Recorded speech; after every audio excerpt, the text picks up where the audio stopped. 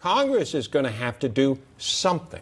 That's right. Here to discuss, chief strategist from Bell Point Asset Management and host of The Money Runner, David Nelson.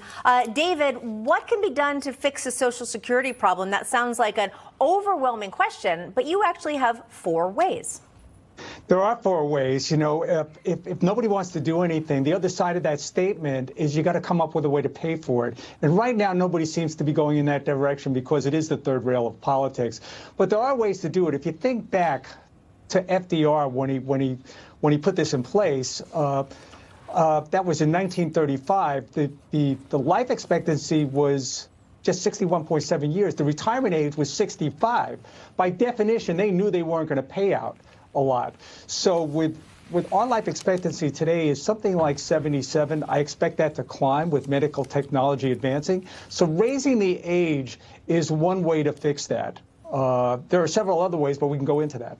Yeah, I guess means testing could be, but also, David, back then with FDR, I think there were like 4 people who were younger for every one person who was older that might be getting Social Security, and those demographics have changed. They have changed, and you know, probably most at risk in our lifetime, Gen Z. Millennials, none of them feel that they're going to have any opportunity to get Social Security. If nothing is done, even baby boomers who are getting it right now won't get it because they're telling us that there'll be an automatic 23% reduction in the benefit. And it's not like we can pivot and go somewhere else and grab it from, say, the defense budget. Right now, the law states they have to take it from the trust fund.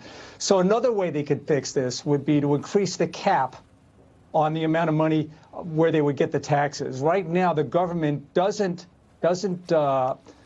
charge taxes on anything above $160,200 that goes to Social Security. If they raise that cap, they could grab as much as $700 billion over 10 years. And David, former President Trump and also President Biden both say, okay, we're not going to make any changes to Social Security. But do you think we might see some action from Congress on Social Security? And if so, when? Good question. You know, you said it right at the top. It is the third rail of politics. It's probably why we haven't had the discussion meaningfully in the last 50 years. Nobody wants to touch this, but politicians are very good at coming up with solutions that aren't paid for on their watch. And everybody keeps pushing this out, but now we're pushing it out. We're running out of time. You know, it's not that far away. 11 years from now, it's going to feel like we're on death row. Those riots in France should be a warning sign for us, because if you tell an American who's worked 40, 50 years as they approach retirement and then suddenly they get to the goal line and you change the rules on them, it's going to be pretty ugly. Well, what about means testing? And I know it scares people when you start saying, but I always think, well, President Biden, he's probably getting Social Security.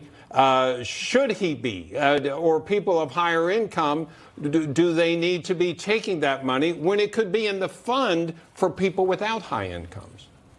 You know, surprisingly, that actually has a lot of support on a bipartisan basis, reducing the benefits for high earners.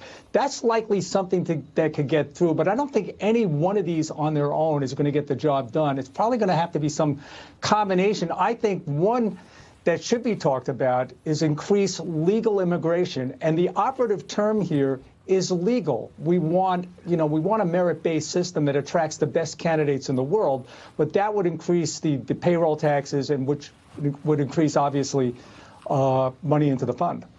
Well, David Nelson, we appreciate the conversation. Obviously, a lot of folks that watch our network are concerned about this. They've paid their whole lives into this fund, and they want to make sure they're treated fairly. And we appreciate you coming on with us and talking about the topic. Thank you.